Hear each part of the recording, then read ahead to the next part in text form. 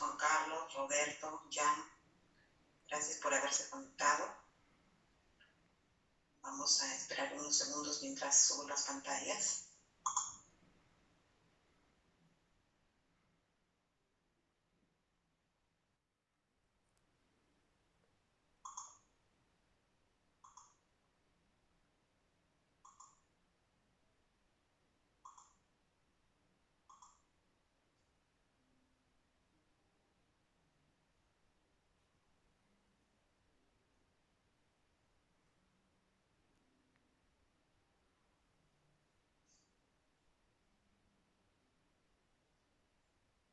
Bien, vamos a dar inicio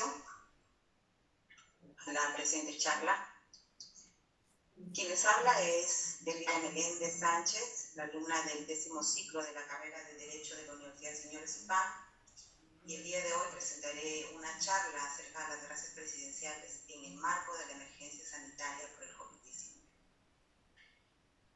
Iniciamos con una breve descripción de las gracias presidenciales y luego vamos a hacer un análisis acerca de las variaciones con los nuevos supuestos que estableció el Ejecutivo para poder otorgar este tipo de gracias presidenciales, como son la conmutación de pena y el indulto humanitario.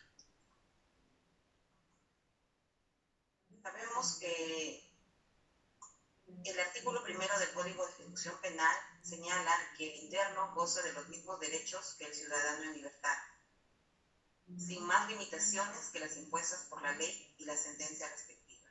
Asimismo, el artículo 76 del Código de Ejecución Penal señala que el interno tiene derecho a alcanzar, mantener o recuperar el bienestar físico y mental. La administración penitenciaria proveerá lo necesario para el desarrollo de las acciones de prevención y promoción y recuperación de la salud. El Código de Ejecución Penal señala que, de acuerdo a lo que hemos leído en el artículo 71 y 76, que las personas que se encuentran recluidas dentro de un establecimiento penitenciario solamente han perdido su libertad de tránsito, debiendo gozar de todos los demás derechos que nos corresponden como ciudadanos. Esto es, el derecho a la vida, el derecho a la salud, el derecho a la alimentación, el derecho al trabajo, a la educación. Como vemos, el derecho a la salud es muy importante dentro de un establecimiento penitenciario, más aún si consideramos que es el Estado quien ha dispuesto el internamiento de las personas. Este es el obligado de asumir esa responsabilidad, de cuidar la salud de los internos, más aún si es que esa salud se va viendo cada vez más deteriorada debido al propio encierro que padece una persona dentro de un penal. Como vemos en la diapositiva que estamos presentando, referente a la situación actual de la capacidad de albergue y sobrepoblación y hacinamiento, según la Oficina Regional Norte en los establecimientos penitenciarios, podemos ver que existe una sobrepoblación en todas las regiones que utiliza o que abarca el INPE, que son, por ejemplo, en la región norte de Chiclayo tenemos que como capacidad de albergue solamente deberían tener 6.514 internos, pero la realidad es que en los distintos penales de toda la región norte se están albergando un promedio de 18.171 internos. Eso referido a los penales de Tumbes, Piura, Lambayeque, La Libertad, Cajamarca, Jaén, Chota. Otro de los ejemplos podemos ver acá también que donde se tiene mayor sobrepoblación es en la región Lima, donde se debería albergar un promedio de 17.341 internos.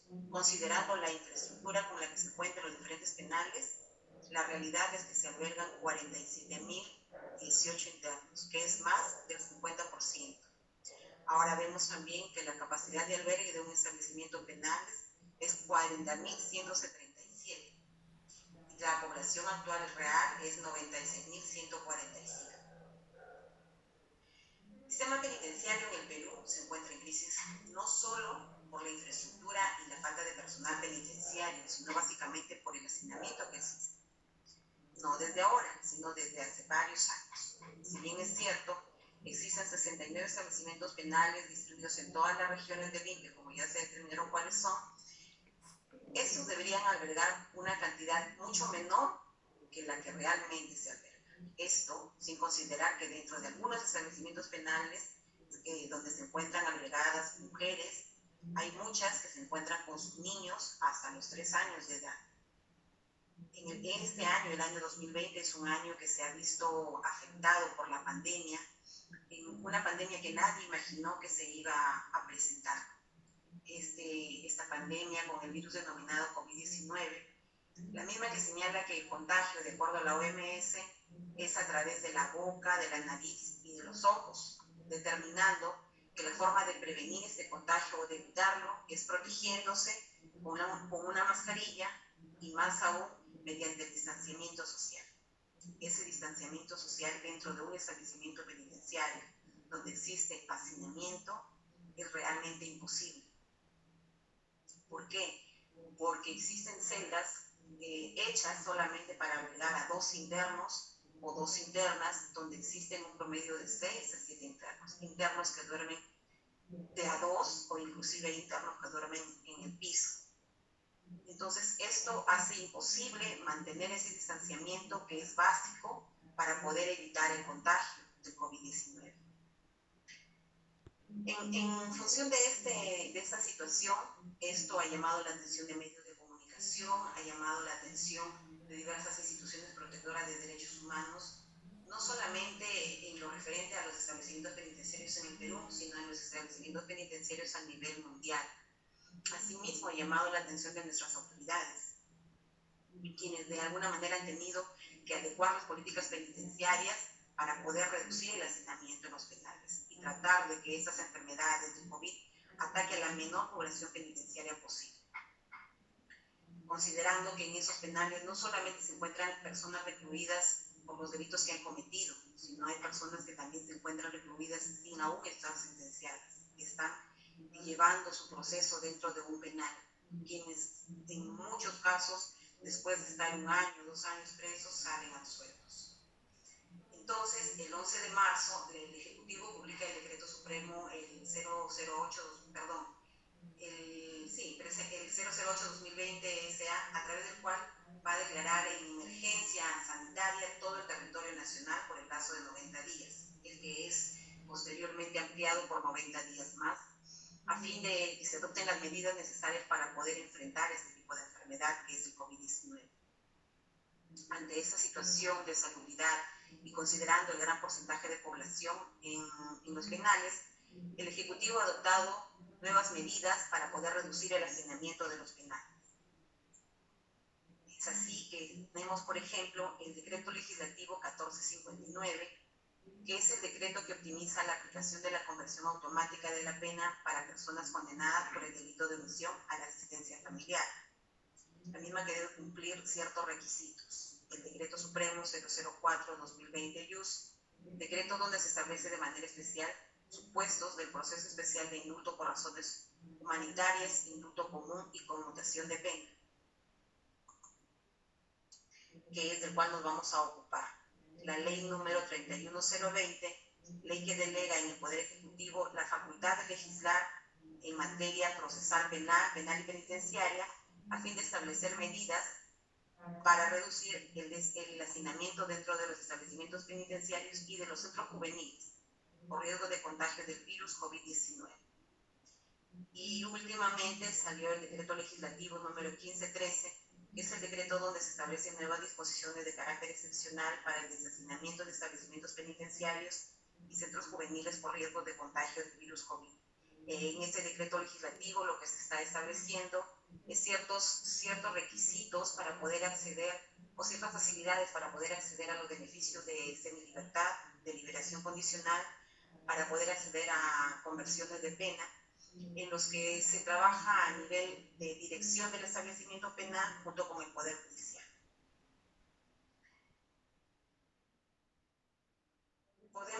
Podemos señalar también que es una gracia presidencial. Una gracia presidencial es una potestad que tiene el jefe de Estado para poder perdonar una pena privativa de libertad efectiva o conmutarla por otra. Esta facultad se encuentra en el numeral 21 del artículo 118 de la Constitución Política del Perú, que señala que una de las atribuciones que tiene el presidente de la República es conceder indultos y conmutar penas. Los tipos de gracias presidenciales que otorga el presidente de la República: tenemos gracia presidencial para procesados y para sentenciados. En el sentido de los procesados, tenemos el derecho de gracia, que se aplica a las personas que se encuentran privadas de su libertad pese a no haber sido condenadas o sobre los que pesa exceso de carcelería. Para los sentenciados tenemos el indulto común y la conmutación de pena común. El indulto común está referido al perdón de los sentenciados con pena privativa de libertad por delitos que no contemplen impedimentos legales. La conmutación de la pena está referida a la reducción de la pena privativa de la libertad impuesta a un sentenciado. También para sentenciados tenemos las gracias por razones humanitarias referidas a la conmutación y al indulto, con la diferencia al indulto común y a la conmutación de pena común que eso tiene su justificación en la dignidad de la persona humana y se otorga por razones humanitarias. Estas facultades las tiene el presidente de la República desde el año 1823. Las gracias presidenciales que son por razones humanitarias están básicamente orientadas a perdonar a aquellos reclusos que se encuentran en estado de salud grave o aquellos que el estado de salud en el que se encuentran, el estar dentro de un establecimiento penitenciario, agrava más su situación de salud. Más aún, si consideramos que dentro de un establecimiento penitenciario no siempre existe el personal de salud necesario para esta atención, no siempre existen los medicamentos adecuados y en muchos casos no existe la infraestructura necesaria para poder atender a esta población penal. Ahora, ¿cómo se hace la evaluación de las gracias presidenciales? Las gracias presidenciales, previamente a ser realizadas por el presidente de la República, son evaluadas por la Comisión de Gracias Presidenciales, de acuerdo al artículo 2 del reglamento de la Comisión. Esta comisión debe verificar los requisitos, como son la sentencia, el arrepentimiento del interno, el cual el interno lo especifica o lo sustenta en una solicitud que presenta junto con su expediente, el informe psicológico, el informe social, que son emitidos por el personal de tratamiento del establecimiento penal, los antecedentes judiciales, el certificado de conducta, entre otros. Una vez que esta comisión evalúa este expediente y considera que debe otorgarse una gracia presidencial, eleva esta propuesta al presidente de la República a través del Ministerio de Justicia. Esta propuesta va a ir adjunta con el expediente que se ha elaborado por parte de la comisión y la comisión se guarda la reserva sobre el contenido del mismo. La concesión de la gracia presidencial otorgada se efectuará mediante resolución suprema. Ahora, ¿qué criterios se toman en cuenta para la evaluación de un indulto o una conmutación de pena común? Tenemos las formas, circunstancias, grado de participación y lesividad al bien jurídico protegido. Esto depende del delito que se ha cometido. Calificación jurídica que se hubiera hecho de tales circunstancias para la determinación de la pena, la gravedad del delito cometido, la pena impuesta, sus modificatorias y las circunstancias de su imposición, el tiempo de condena cumplida por el solicitante, la conducta observada por el solicitante durante su internamiento penitenciario, la situación personal, familiar y social del solicitante que emane de los informes emitidos por el órgano técnico de tratamiento.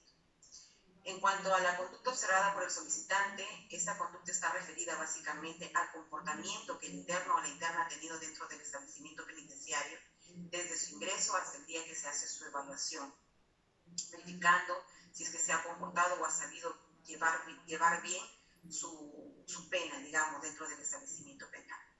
La situación personal es la que familiar y social son las que son evaluadas por el área de servicio social.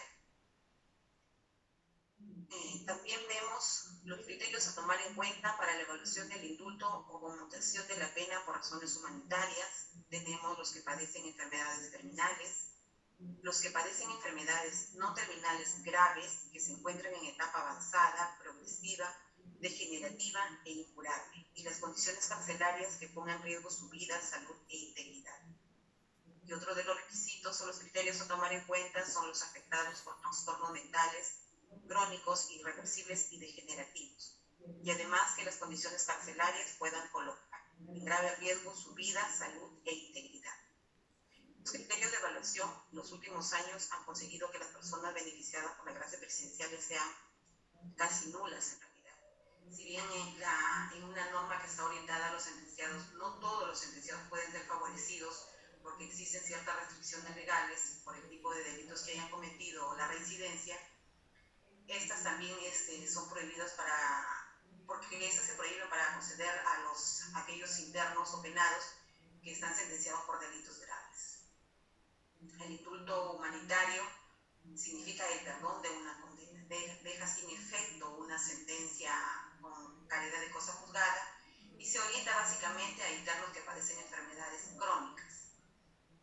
Se podría decir que, si bien es cierto, bueno, hasta la fecha, de acuerdo a las evaluaciones o a las comunicaciones que he tenido con algunos de los encargados, por ejemplo, ¿no? En el penal de Mujeres de Trujillo, en el año más o menos 2016, había una interna que estaba solicitando el indulto humanitario porque ella padecía de cáncer.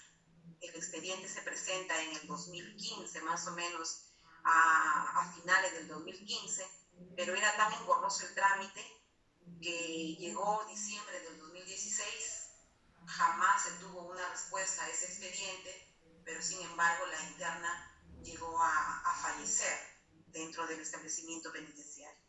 Entonces, como podemos ver, habla de la dignidad humana, pero en la realidad no se ha estado aplicando, no se ha estado realizando una verdadera evaluación acerca de la realidad sanitaria de las personas que estaban agregadas en este caso dentro del establecimiento penal de mujeres, ¿no? Ahora,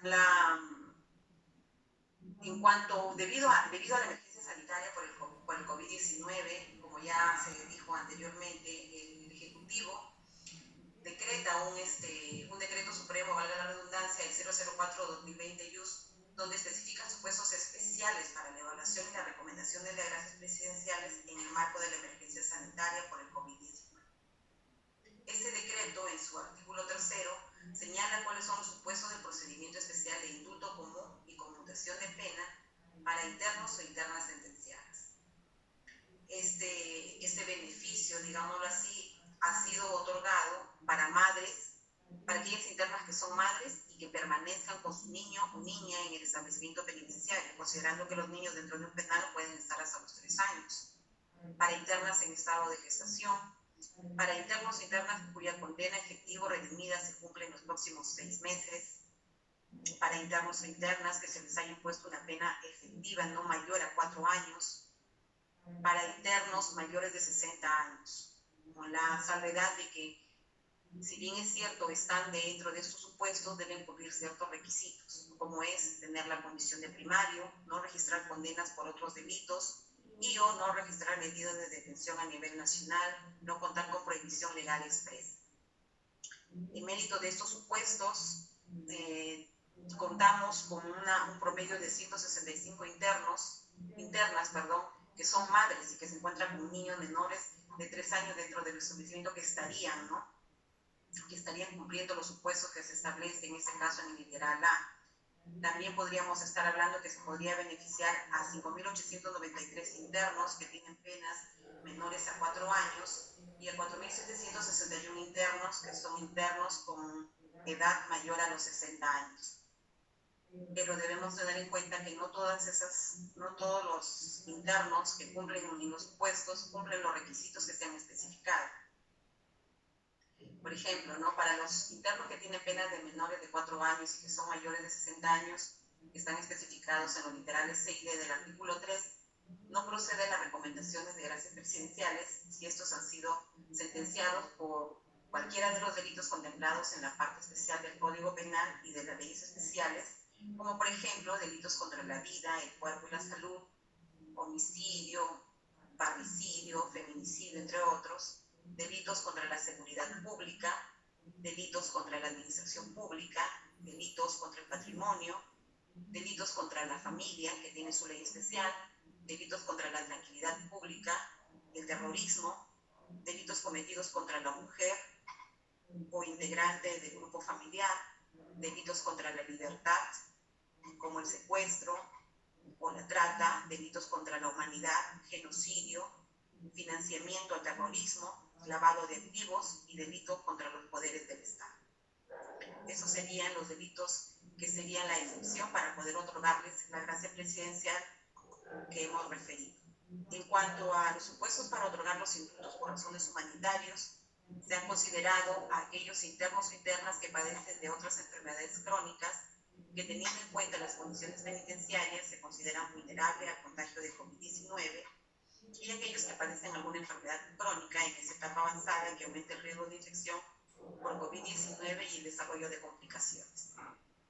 De acuerdo al último censo del 2016, dentro de los recursos que estarían siendo considerados para este beneficio se encuentran internos, internas que padecen enfermedades crónicas como hipertensión, diabetes, enfermedades pulmonares, en un número de 13.919 internos.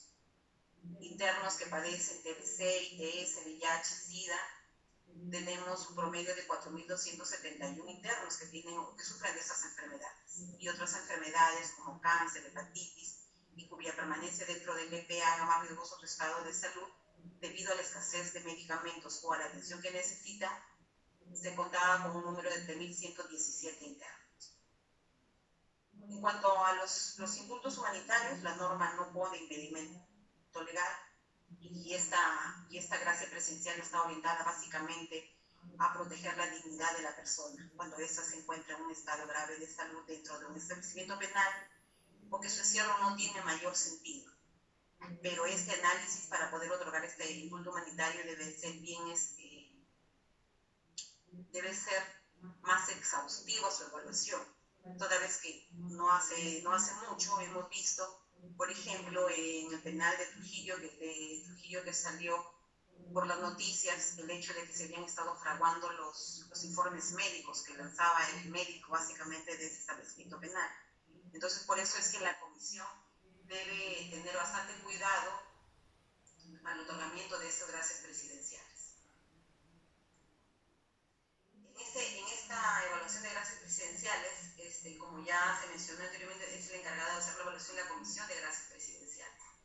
En este caso, debe solicitar los requisitos como antecedentes penales, las copias de sentencia, los certificados de no tener procesos pendientes con mandato de detención, y en el caso del indulto humanitario, la historia clínica, informe médico que dé en cuenta del diagnóstico del interno sobre su estado de salud vulnerable que se encuentra dentro del penal.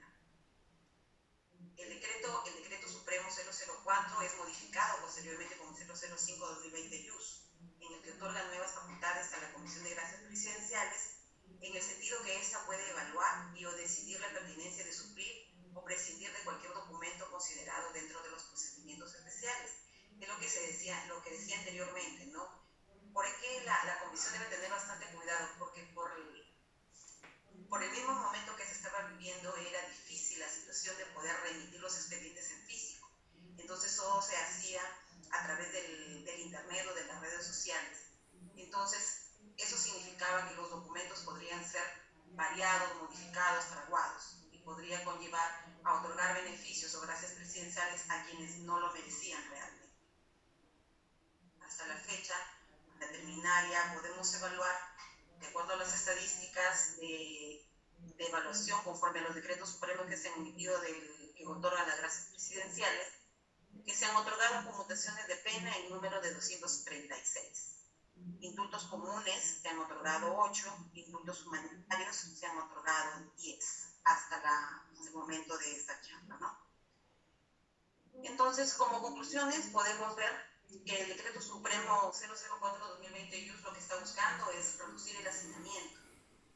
¿Para qué? Para prevenir el contagio dentro de los establecimientos penitenciarios, toda vez que es necesario el mantener, como dice la norma, 1,5 metros de distancia. Pero si nosotros evaluamos de forma directa los establecimientos penitenciarios, pues definitivamente no se podría aplicar si es que no se hace una reducción de internos. No solamente se están aplicando las gracias presidenciales, sino también otras formas, otros tipos de beneficios a cargo ya directamente del Poder Judicial, ¿no?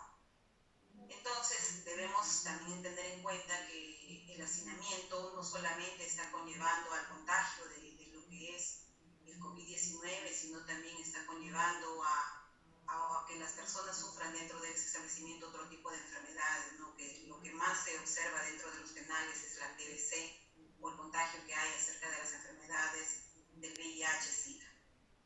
Ahora, si bien es cierto, a través de las redes presidenciales se busca reducir, como hemos visto de acuerdo a este último cuadro, son mínimos los beneficios que se están otorgando a los internos en cuanto a gracias presidenciales, lo que no hace muy significativo el número de internos que se van a reducir dentro de los penales. También podemos ver que este tipo de gracias presidenciales puede llevar consigo el aprovechamiento por parte de personas que no necesariamente, como se dijo anteriormente, merecen una oportunidad sin que tengan que poder acceder ellos por otros medios legales, ¿no? Medios no legales. Entonces, vamos a decir que eso se puede concluir en esta charla. Espero que les haya servido en algo su conocimiento. No sé si alguien de repente tiene alguna consulta que se las pueda resolver. Bueno, si no hay consultas, entonces agradezco mucho su participación y ya nos estaremos viendo en una próxima oportunidad. Gracias y buenas noches.